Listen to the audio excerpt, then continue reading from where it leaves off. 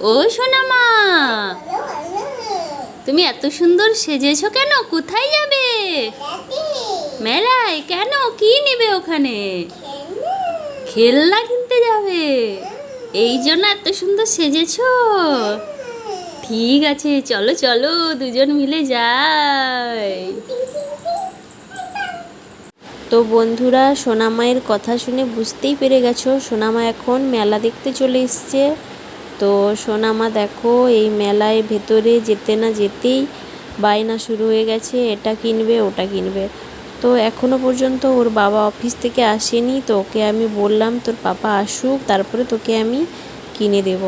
তো দেখো পেছন থেকে হঠাৎ করেই দেখতে পেয়ে গেলাম যে সোনামার পাপা এসে দাঁড়িয়ে আছে। তো সোনামাও প্রথম দেখেনি, তো দেখতে পেয়ে গেল যে তার পাপা চলে এসছে। যেই দেখতে পেয়ে গেছে তার পাপার কাছে আবার বায়না শুরু করে দিয়েছে যে আমি এই খেলনাটা কিনবো, ও খেলনাটা কিনবো। তো যাই হোক, মেলা মানেই জানো দোকানেরই বাহার থাকে, বেশিরভাগই ছোটো বাচ্চাদের খেলনা আর মেয়েদের সাজুগুজুর জিনিস।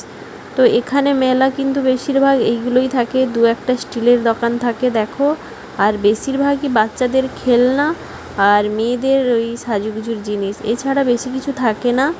ছোট্ট একটা মেলা বসে, বেশিরভাগ সময়ই এই জায়গাতে মেলা বসতে দেখি। দেখো বাচ্চাদের এই লাফিং বুতটা এসছে আর ওই ছোট্ট গাড়ির সেটটা এইটাই এসছে, আর তেমন কিছু আসেনি।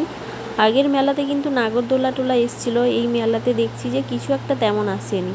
আর ওই লটারির বুতরা এসছে আর এই বন্দুকগুলিগুলো ওইগুলো এসছে। আর দেখো শুধুই বাচ্চাদের খেলনা আর ওই সাজের জিনিস। আর এমনিতে তো জানোই ছোটো বাচ্চারা খেলনার দোকান দেখলেই ওদের বায়না এমনিতেই শুরু হয়ে যায়।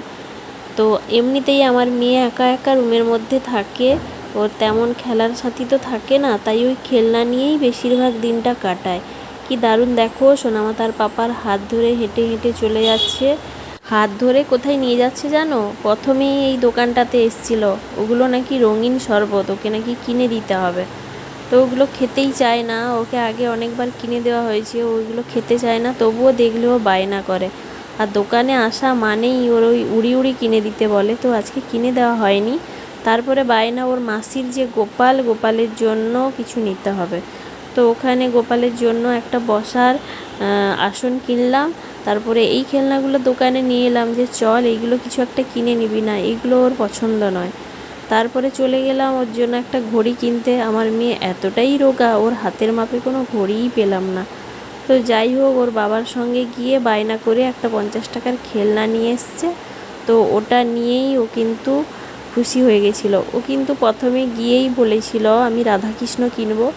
অনেক দোকানে দেখেছি, কোনো দোকানে রাধাকৃষ্ণ তেমন পাওয়া যায়নি, তো ওই জন্য ওই খেলনাটা কিনে দিয়েই দেখো ওকে নিয়ে চলে এসেছি ফুচকা দোকানে। ও ফুচকা খাবে বায়না করছিল, ওকে ওখানে খাওয়াইনি, ওকে প্যাকেট করে দেওয়া হয়েছে। আর দেখো আমরা এখন চটপটি খেতে এসেছি। চটপটিগুলোতে আমি ঝাল দিতে বলে দিয়েছিলাম, কারণ ও ফুচকা নিয়েছে বলে।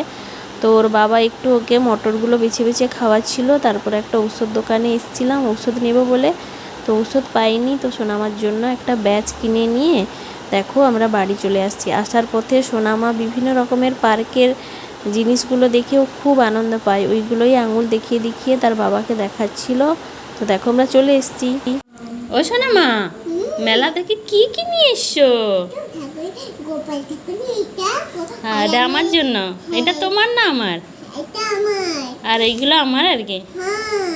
ও, আর এই ফুচকা নিয়ে এসছো? খুব খুশি তো তুমি তাহলে?